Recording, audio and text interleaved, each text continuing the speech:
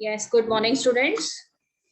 So today we are going to start the first chapter of your biology course from NCERT book, and that is chapter 6, life processes. Okay, dear students, what we are going to study in this chapter, we are going to study in detail about the life process, means those processes which are vital for the survival of the living organisms. So here in this chapter, I am going to tell you about the different type of systems that are functioning in your body. And because of those, our body successfully works and they are important for the survival of our life. So in one word, you can say these are the life processes. So here we are going to study in detail about the digestive system, about a respiratory system, circulatory system, and excretory system. Besides this, you will also get familiar about the process of transportation in plants as well as in animals too. So what is given in the introductory part, student, all of you know very well that whenever you visit your surroundings, whenever you comes in contact with the external environment, you always see two type of things. Some are the living things and some are the non-living things.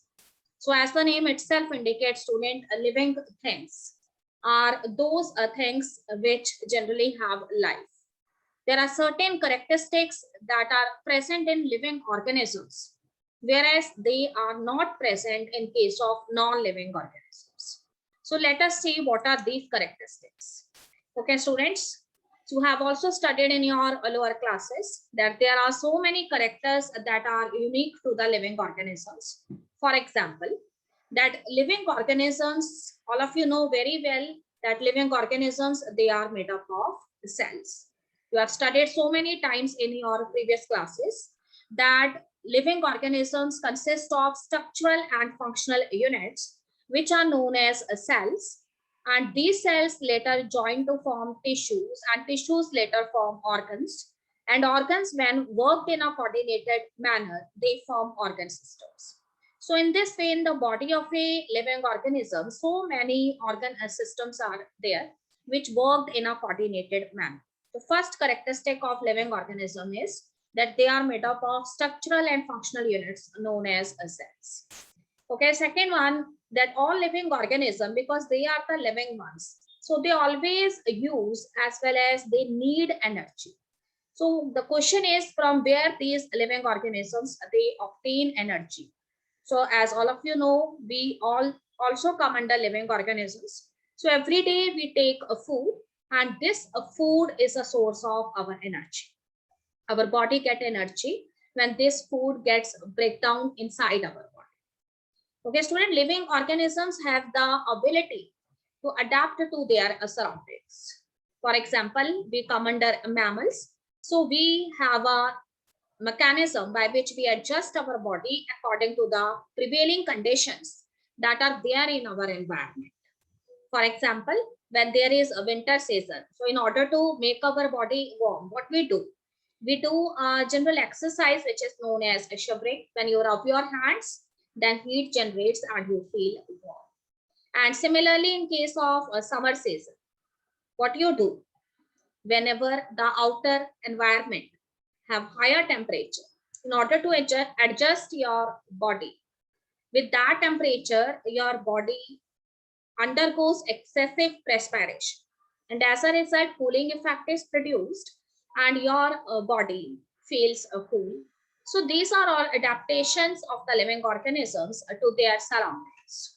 Okay, student, living organisms have the ability to show response towards a stimuli.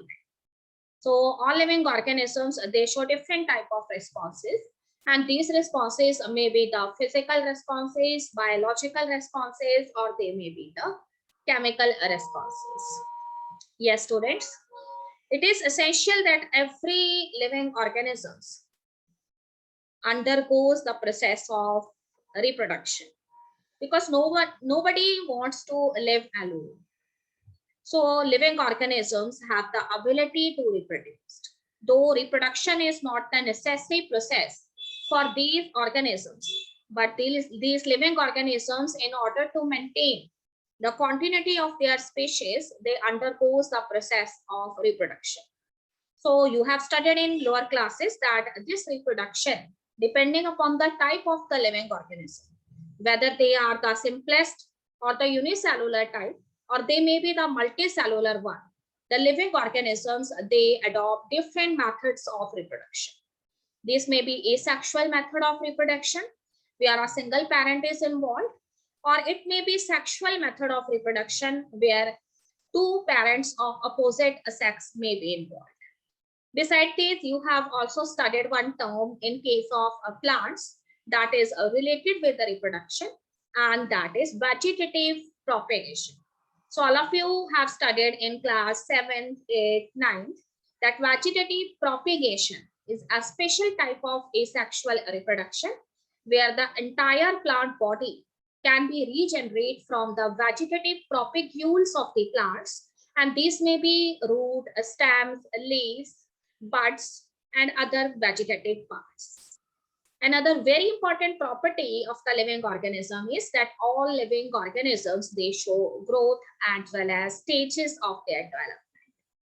The student, one question that comes in your mind is non-living things, they are not doing growth? Yes, non-living things, they are also showing growth, but very important thing that is related with the non-living organisms is that growth is though present in non-living things too, but some external agent is involved. Whereas living organisms, they show growth at their own. So whenever you sow a seed in your garden and then you give water to it, after few days, what you will see that this seed germinates and small seedlings or plantlets, it comes out now. When you observed it for so many days, then this small seedling, it converts into a miniature plant. Then this plant, it becomes a tree.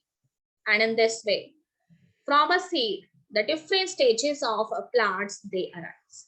So all living organisms, they have the ability to show growth as well as stages of development. So children, one of the very important thing that is related with living organisms is that living organisms have the ability to memorize things. That means they have a sense of consciousness. So as I have already discussed, that if a particular thing is a living organism, then there are so many processes are occurring in their body, and these are actually the biochemical reactions. So in the body of your living organisms, many metabolic reactions, they are going on. They may be the catabolic type of reactions or the anabolic type of reactions. So all of you remember, students, that catabolism means when the larger molecules, they break inside the body of the living organisms, and smaller molecules, they comes out as a result of those reactions. Then such type of reactions, they are known as the catabolic reactions. What are anabolic reactions? So anabolic reactions are those reactions in which smaller molecules, they join together and form bigger molecules. So you can say in metabolic reactions, some macromolecules are formed or some micromolecules, they are also formed. So these sort of biochemical reactions or metabolic reactions, they are occurring in the body of the living organisms. If you have to give the example of metabolic reactions such as catabolism, then you can give the example of respiration.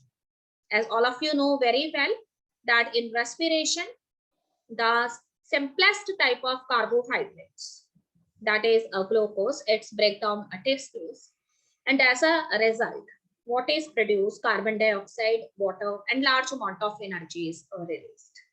All of you know, whenever energy is released in any chemical reaction in a living system, that energy is stored in the form of ATP. If you have to give the example of an anabolic reaction, then photosynthesis is a very interesting example.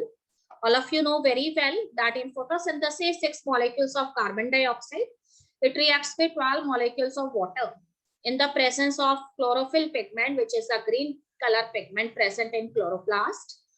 In the leaf of the plant and sunlight, what is produced? C6H12O6, that is glucose is produced along with 6 molecules of oxygen and some amount of water, and little amount of energy is also produced. So this is an example of you can say anabolic reactions. So these are certain characteristics that are generally found in the body of a living organism. Okay, student, in the beginning of the chapter, we generally heard one term, nutrition. Student, if I have to define nutrition in a single line, then what is nutrition? You can say it is a process of intake of food by a living organism. Or you can also define nutrition in a broader sense, that nutrition is the combination of processes by which the living organism receives and uses the food material that is necessary for their growth as well as maintenance of functions and repair of the various cells and tissues or component parts that are present in their body. Okay, student, what is the objective of nutrition? So there are different objectives of nutrition. The first one is to promote the physical as well as the mental growth as well as development of the human beings. So the nutrition, it do a physical and mental growth along with development. Second thing is it is involved in building as well as repair of cells and tissues that are generally damaged in your body because of certain diseases, disorders, or you can say infections or injuries. So another very important thing related with nutrition is that nutrition provides energy, because here the living organisms, they take different type of food, and when this food, it breaks down in the body of the living organism, then energy it generally provides for the growth as well as development. So it gives energy to your body. The fourth very important objective of nutrition is that if it is, I'm talking about human beings, then it protects the human body from infection as well as a different type of deficiency disorder. Sometimes when we are not taking the diet properly, sometimes when our diet is not a balanced diet, in that case we suffer from different type of deficiency diseases. You have heard about so many deficiency diseases in class 7, such as protein energy malnutrition, Kwashiorkor, marasmus, etc. Yes, student, our first topic is autotrophic nutrition. So what is autotrophic nutrition? As the name itself indicates, autotrophic nutrition is a type of nutrition that is generally obtained by autotrophs, or that is a kind of a process in which the organisms, it produce its own food by certain process. All of you know the name of that process. The process is photosynthesis. The student, here photosynthesis is a kind of a process. Yes, student, autotrophic nutrition is the process by which living organisms, they produce its own food. So here I'm talking about the green plants because they are the autotrophs. So these green plants, they take inorganic substances or inorganic compounds such as carbon dioxide as well as water from their environment, and they convert these inorganic compounds into organic food material. So it may be the simplest type of carbohydrate such as glucose. So here the role of sun is also very important, because these green plants, they receive sunlight and they do photosynthesis. And by this photosynthesis, they produce the carbohydrates, and these carbohydrates, the simplest among these carbohydrates is the glucose. And these are later taken up by the heterotrophs for their nutrition. Yes, student, you have studied so many times that nutrition is of two types. These may be autotrophic nutrition or heterotrophs. So some of the organisms, they are the autotrophs and some are heterotrophs. As the name itself indicates, autos means a self and trophos means a fate. So autotrophs, they use a simple inorganic substances. And for this purpose, they receive light energy from the sun by the process called photosynthesis. And sometimes the autotrophs are not only the green plants, whereas certain bacteria, they are also doing a photosynthesis.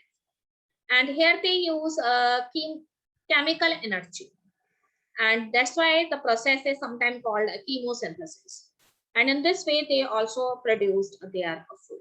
So different type of bacteria are there. What are heterotrophs? All of you know very well. Heterotrophs, they obtain their energy through intake and digestion of organic substances, either from the animals or from the plant tissues. Yes, children. Now we are going to compare the autotrophic and heterotrophic nutrition.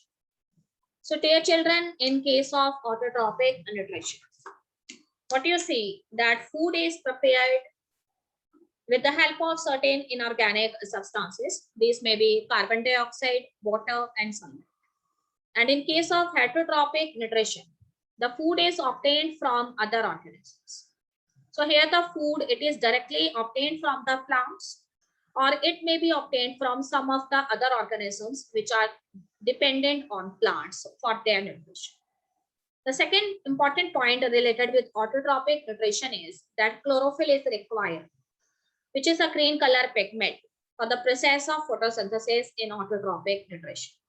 In heterotrophic nutrition, this chlorophyll pigment is not required because heterotrophs are dependent on autotrophs for their nutrition.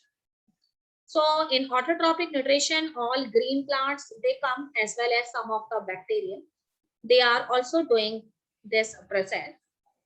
And in case of heterotrophic nutrition, all animals as well as fungi, they are doing this heterotrophic type of nutrition. In case of autotrophic nutrition, food is generally produced in daytime. And in case of heterotrophic nutrition, food can be obtained at all the time, because these heterotrophs, they are not preparing their own food. They are dependent on autotrophs for their nutrition. Yes, student, here one diagram is visible on your screen, and that is related with photosynthesis.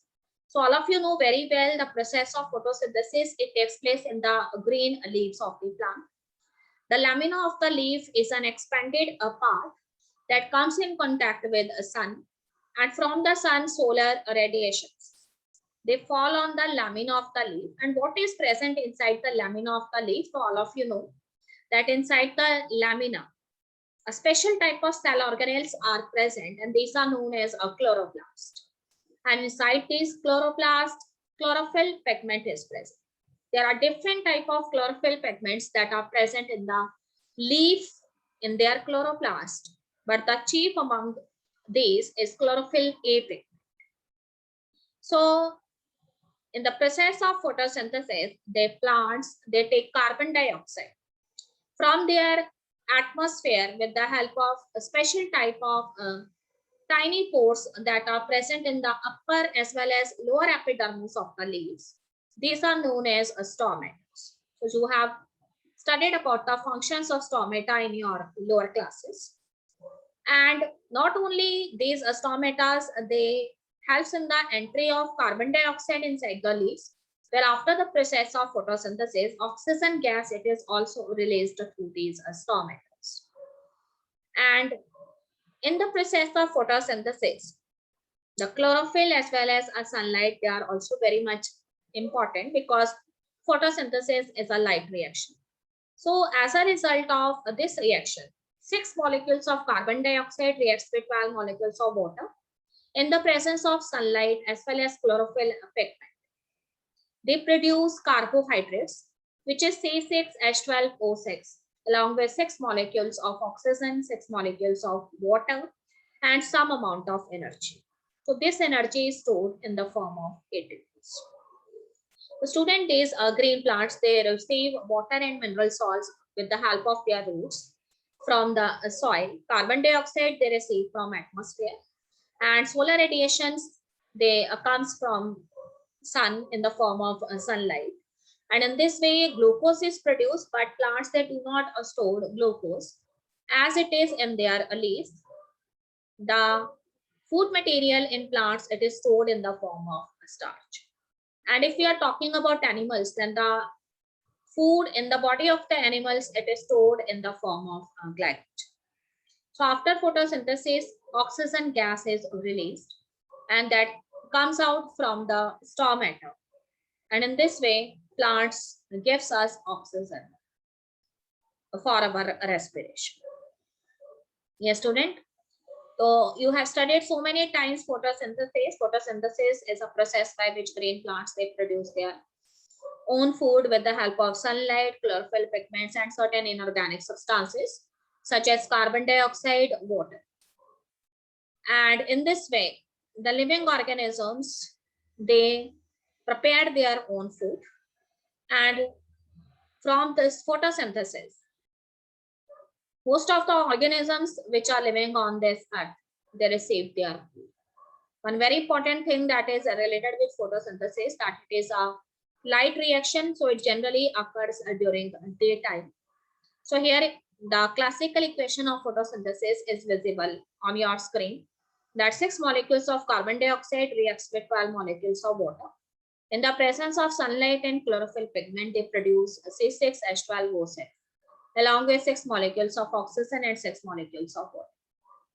Okay, student, what are the main events that generally takes place during the process of photosynthesis? The first thing that is related with photosynthesis, or you can say the event that takes place in the process of photosynthesis is that during photosynthesis, light energy, it is absorbed by the chlorophyll pigment that is present in the leaves of the plant. So from where this light energy it comes, so this light energy, it is generally obtained by the plant from the sun in the form of sunlight, or you can say photons of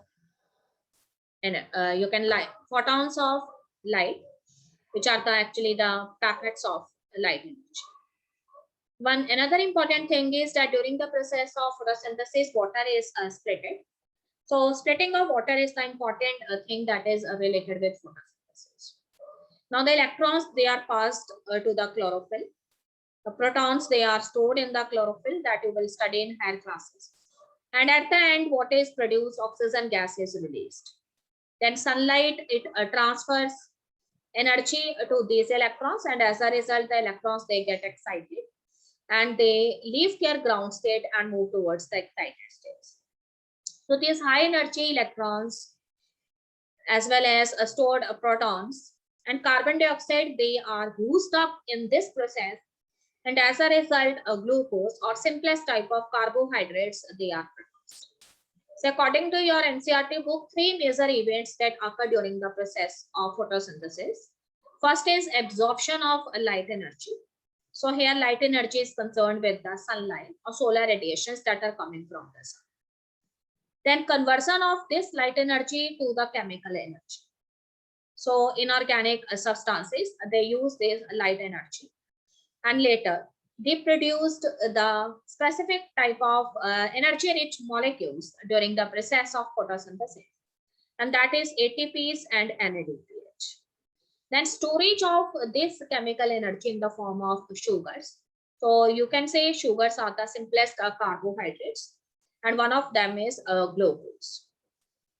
So here I have written one note that these events occur during light reactions. Event number 1, that is absorption of light energy, and event number 2, that is conversion of light energy to chemical energy. So both of these events, they comes under the light reactions of photosynthesis. And the third thing, that is storage of the chemical energy in the form of sugars. That is concerned with a special type of cycle that you will study in your higher classes, and that is Calvin cycle. Okay, student, now I am showing you the transverse section of the dicot leaf. So here the transverse section of dicot leaf is visible on your screen. So whenever you cut the leaf in a transverse manner, always such type of cells, they are visible in the microscope. Dear students, in the layer that is present on the upper side of the leaf, that is known as the upper epidermis. So here it is written adaxial epidermis or upper epidermis. So very few stomata, they are present in the upper epidermis. Then there is a single layer of cells that constitute to the lower epidermis of the leaf. It is also known as a vacuole epidermis, having so many stomata. And these stomata are the tiny pores from which extra water they are lost from the body of the leaf, as well as exchange of gases it takes place. So next to the epidermis, what is present? Next to the epidermis, mesophyll tissue is present. And this mesophyll tissue, it consists of two types of cells. Some of the cells, they are compactly arranged and they are known as the palisade mesophills. Whereas some of the mesophyll cells, they are very loosely arranged, having wider air spaces present between them. They are known as a spongy parenchyma or spongy mesophills. So the palisade cells and the spongy parenchyma, they constitute the entire mesophyll tissue. Then what you see inside the mesophyll tissue, you see the vascular bundles, they are present. So these vascular bundles, they have vascular tissues such as xylem and phloem. So all of you know xylem is concerned with the conduction of water and minerals, and phloem is concerned with the conduction of transport of food. Okay, student. So this is all about one very important line here written is bundle sheath cells. If we are talking about the monocot leaf, then in the monocot leaf, special type of cells, they surround the vascular bundles and they are known as the bundle sheath cells. The examples of monocot leaves may be the leaves of grasses. Yes, student, here I am showing you one activity, and that is that how can you demonstrate that chlorophyll pigment is necessary for photosynthesis. So here you select one variegated leaf. What is a variegated leaf? A variegated leaf is that kind of leaf where variations in colors that are found on the lamina of the leaf. That some of the portions of the leaf, they are the green portions, whereas rest of the portions may be of some other color. So this is a variegated leaf. And now what you do in this activity, you select a plant which contains variegated leaf, and then you put that plant in a dark room for 3 to 4 days so that the starch, they get used up. Then you remove that plant from the dark room and place it in front of sunlight for 6 hours. Then starch formation is there. You pluck a leaf from that plant and take a trace paper and draw the green portions of the leaf on the trace paper. Then you place the trace paper at a particular side. Now what you do, you take a beaker and put some alcohol in it. You directly do not put that beaker on fire because it can easily catch fire. It is inflammable. You know that alcohol is inflammable. So you put that beaker containing alcohol in a container containing plenty of water, which is water bath here. So you put that leaf inside the alcoholic beaker and heat it for some time. You see that the decolorization takes place in the leaf. Now later on, you remove that leaf and let it dry and then perform the iodine test for detecting the formation of starch. When you perform the iodine test, what you see?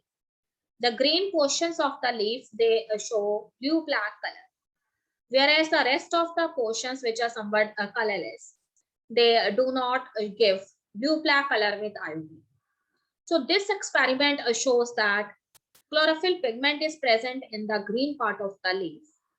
And this chlorophyll pigment, it is involved in the process of photosynthesis, and here starch formation takes place. And this is proved by the iodine test because whenever iodine it comes in contact with starch, it always gives a blue-black. So when you placed this leaf on that leaf portions, green portions of leaf that you draw on the trace paper, what you see that these blue-black patches, they exactly match those green portions of the leaves. So this shows that photosynthesis takes place in the green part of the leaf where chlorophyll pigment is present, and starch formation also takes place in those regions. Okay, student, here I am going to show you the structure of the stomatal apparatus. As I have already discussed that these stomatas, they are actually the tiny pores that are present in the upper and the lower epidermis of the leaf. So in the upper epidermis of the leaf, lesser amount of stomata are there, because you know that the upper epidermis of the leaf, they are directly in contact with the sunlight. So if more stomata they are present in those regions, then what happens? More and more water loss takes place from the surface of the leaf, and as a result, the leaf suffer from photoburn. So large amount of stomata they are actually present in the lower epidermis of the leaves. So here I am showing you the structure of the stomatolic apparatus. Student, all of you remember that in the stomatolic apparatus, three components they are generally present. A pore-like structure which is surrounded by certain cells. This structure or a pore-like structure is actually known as the stomatal aperture, or stoma you can say. And this stoma or the stomatal aperture, it is surrounded by certain kidney-shaped cells. So two kidney-shaped cells, they are visible on your screen, and they are known as the guard cells. So if we are talking about a dicot leaf, then these guard cells may be kidney-shaped, or these may be bean-shaped or rajma shaped. But if we are talking about a monocot leaf, then these guard cells, they are actually dumbbell shaped. The dumbbells which we generally used for exercise. Now what you see surrounding these guard cells, so many another type of cells are there. So these cells are the special type of epidermal cells which surrounds the guard cells, and they are known as the subsidiary cells. So these subsidiary cells as well as these guard cells, they have chloroplast present inside them, which contains plenty of chlorophyll pigment. So these epidermal cells, subsidiary cells, guard cells, and stomatal aperture, they constitute the stomatal apparatus. Yes, student. Now we are going to discuss about the rules as well as functions of stomata. So first function of the stomata is to control the entry and the exit of the gases into and out of the leaf. So what kind of gases enter into the leaf? You know very well, carbon dioxide enters into the leaf, and oxygen gas, it comes out after the process of photosynthesis. Then now very important thing that is related with stomatas is that guard cells, they open and close to control this exchange of gases. So when the guard cells they become turgid, they generally opens the stomatal pore, and when the guard cells they become flaccid, then they generally close the stomatal pore. So guard cells, they remain turgid during daytime, whereas they remain flaccid during night. The stomatas, they also respond to the external condition. What kind of conditions are present in the external environment? If there is deficiency of water in the habitat of the plant, then the stomatas, they generally close even during the daytime. Yes, student, when the conditions are right for photosynthesis, stomata open for wider gas exchange. When it is too dry or dark, then stomatas, they generally close. Then closed stomatas, they prevent the loss of water from the plant during adverse condition when water deficiency is there in the habitat of the plants. One very important thing that I want to tell you here about the stomatas are that in the guard cells, if the concentration of the potassium ions is more, then also the stomatas open.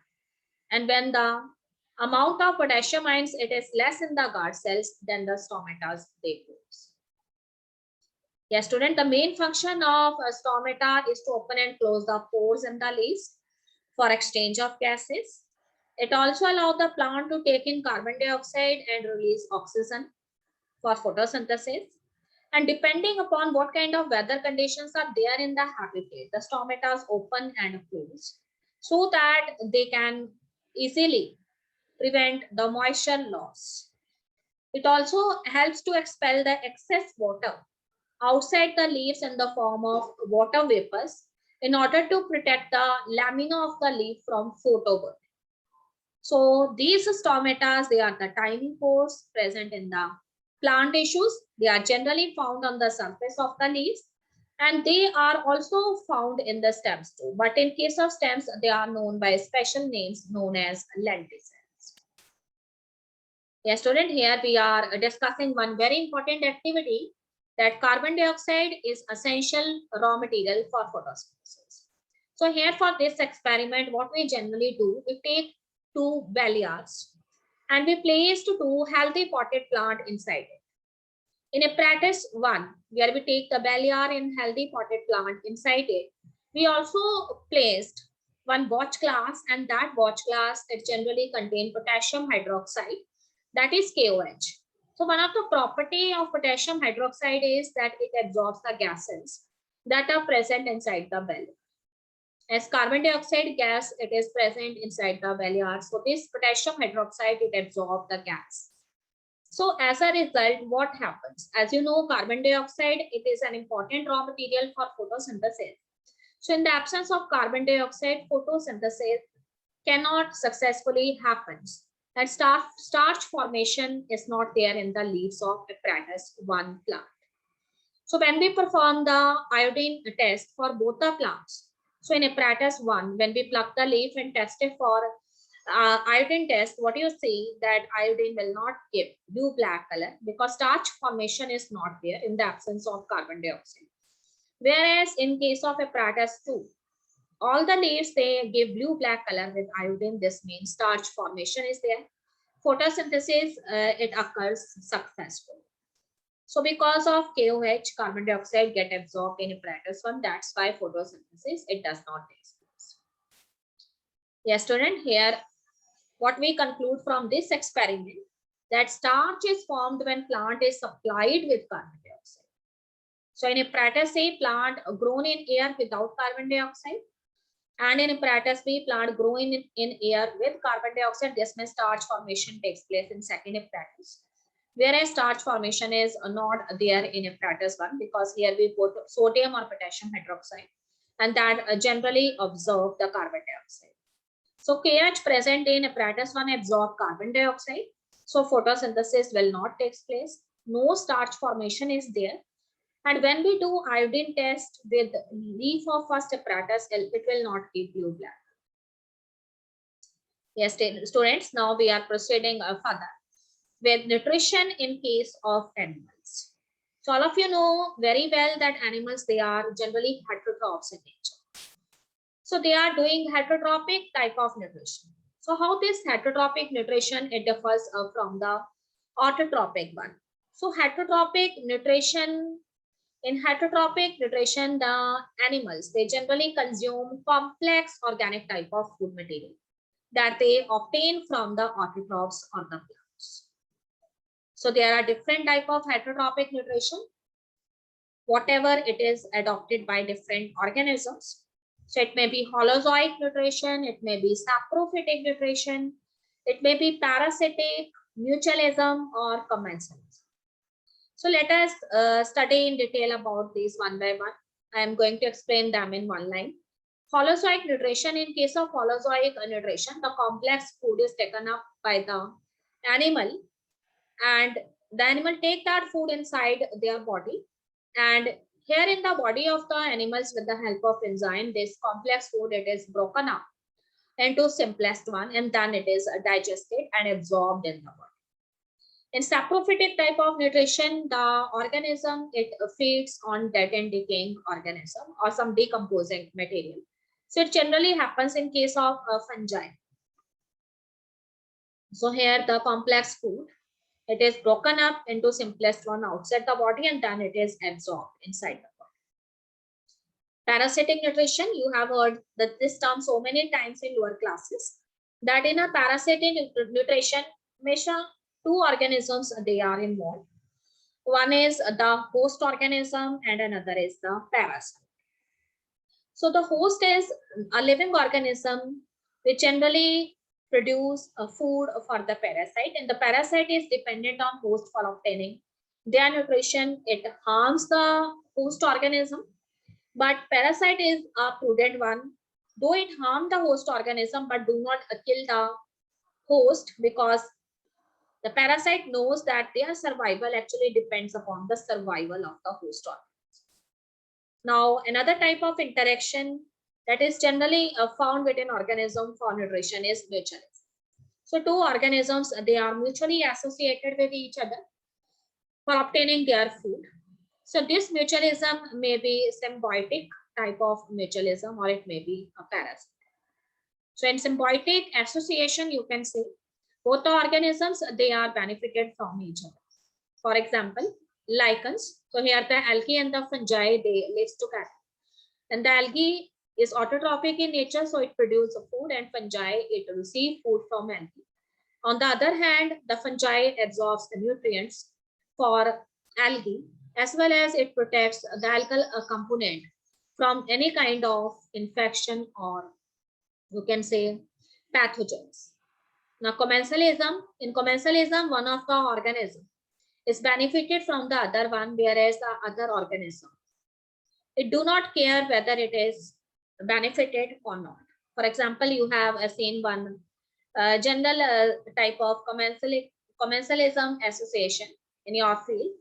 A small bird, it is moving along with the buffalo, or it sits on the, you can say, back of the buffalo. So the relationship between ergot and buffalo, it is a common example of commensalism. Yes, student, heterotrophic mode of nutrition. The word heterotroph means other, and troph means nutrition. So the nutrition which is obtained from other organisms. So you can define heterotrophic nutrition as a mode of nutrition in which an organism can not prepare its own food, whereas it is dependent on some other organism for obtaining their food. So here these organisms, they are dependent on some organisms which generally used in organic substances for preparing their food. So I am here talking about the autotrophs, because these autotrophs, they generally used in organic substances such as carbon dioxide and water, and they prepare organic food, and this organic food is generally taken up by the heterotrophs. So the examples of heterotrophs may be different type of animals that are found in our surrounding. Even we are also included in that. And bacteria and fungi, they also have heterotrophic mode of nutrition. So here I'm showing you in the form of flow chart the three broad categories of heterotrophic nutrition. Holozoic nutrition. So the organism feed by ingesting solid organic matter, which is then digested and absorbed into the body of the organism. So holozoic type of nutrition is generally shown by humans, by animals, and some of the insectivorous plants. So what is saprophytism or saprophytes? So they feed on dead and decaying matter. And here includes bacteria and fungi, which digest the food externally before the nutrients they are absorbed. Now, what is parasitism? So parasites, they obtain nutrients from other living organisms, and this organism is the host organism. The parasite obtain nutrients by living on or in the body of the host. So either the parasite, it may be the ectoparasite, or it may be the endoparasite. So there are different type of examples of parasites. These may be fleas, ticks, lice, tapeworms, etc. So here again I am showing a flow chart which tells you more about the nutrition. So nutrition is broadly divided into autotrophic and heterotrophic nutrition. And further, this autotrophic and heterotrophic nutrition. Among heterotrophs, we have three categories, that is holozoic nutrition, saprophytic nutrition, and parasitic nutrition. Yes, student, here we are going to discuss a very important topic, that how the process of nutrition it takes place in case of unicellular organisms such as amoeba. So amoeba is a unicellular type of organism. It generally adopts the holozoic mode of nutrition. So here in case of amoeba, the amoeba cell is there in your screen. So the body, you can say the cell has a characteristic cell wall, but that is not fixed. As in every cell, nucleus is present, so here in the cell of amoeba, nucleus is also there, and protoplasm is also there. So in whatever direction this protoplasm moves, as a result, the different shape of the animals it generally creates by its cell wall. So the cell wall, it is somewhat irregular in manner. So these false feet-like structures, which generally involved in the locomotion of the amoeba, they are known as the pseudopodias. So with the help of pseudopodias, the amoeba, they move towards the food source. And as soon as it approached the food source, these pseudopods, they trap the food particles inside it by joining its end. And in this way, a food vacuole it is generally produced. Then inside the food vacuole, the amoeba, they generally secrete certain digestive enzymes. And these digestive enzymes, they break the complex food into the simplest one inside the food vacuole. And now when all the complex food, it converts into the simplest type of molecules. This, uh, these food particles in the simplest form, they are directly absorbed in the body of the cells. And in this way, the tips of the pseudopodias, they get separated from each other and the organism moves. So different steps are seen: egestion, digestion, then absorption, then assimilation, and then egestion. Egestion means some of the excretory products, they are also comes out from the body of the amoeba because it is a unicellular type of organism. This means same type of cell it is performing digestion as well as aspiration. Yes, student, nutrition in case of amoeba, here I have written some important points that these amoebas, they are unicellular organisms. They engulf tiny particles of food by phosphat, and these phosphates, they are generally, they are pseudopodias. So by joining their pseudopodias, they form the food vacuoles. And then the food is digested with the help of digestive juices containing enzymes in their food vacuoles. And when the food it breaks into smallest particles, it is generally absorbed by the body and it provides energy to the body. And when these food particles, they are used for various metabolic activities in the body, and waste is generated. And this waste is removed from the body by the process that is known as egestion. So pseudopodias, which are not only the locomotory organs, but they are performing other important functions such as digestion and excretion. Yes, student. Here I'm showing you one another unicellular organism, and that is paramecium. You have heard about paramecium. That is, it is generally found in a stagnant water. So paramecium is a kind of a cell which has a shape of somewhat of your slip. So here is the diagram of the paramecium. It comes under ciliates. So many locomotory organs, cilia-like locomotory organs, they are present on their cell surface. And inside the cell, what is present? Protoplasm or cytoplasm is there. So then a group-like structure is present, and that is known as oral groove. Next, inside the, or you can say adjacent to the oral groove is present the mouth of the organism, and that is known as the gullet. It is written, gullet is there. That is next to this oral groove. Now, food vacuoles are also present inside. And beside food vacuoles, contractile vacuoles are also there. Then it has two type of nucleus. One is a smaller nucleus known as micronucleus. Another is a bigger nucleus, and that is known as macronucleus. So what is the function of this contractile vacuole? So it stores the excretory products temporarily in it for some time, and then it will release the excretory product out of the body of the cell. So how the process of nutrition it takes place in case of paramecium? So this paramecium, it has a permanent feeding mechanism, which consists of an oral groove. That is a bulge-like structure in the cell surface. And next to this or adjacent to this bulge-like structure, which is known as oral groove, a funnel-shaped gullet.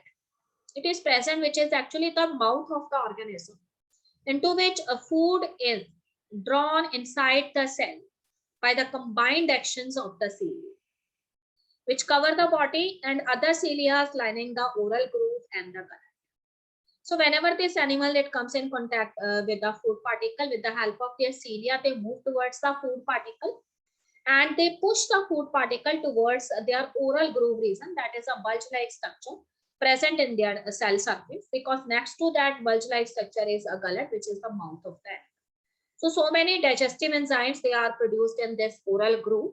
They break the complex food into simpler one, and that the simplest food molecules, they are absorbed by this gullet or mouth of the organism that is adjacent to this oral groove inside the cell.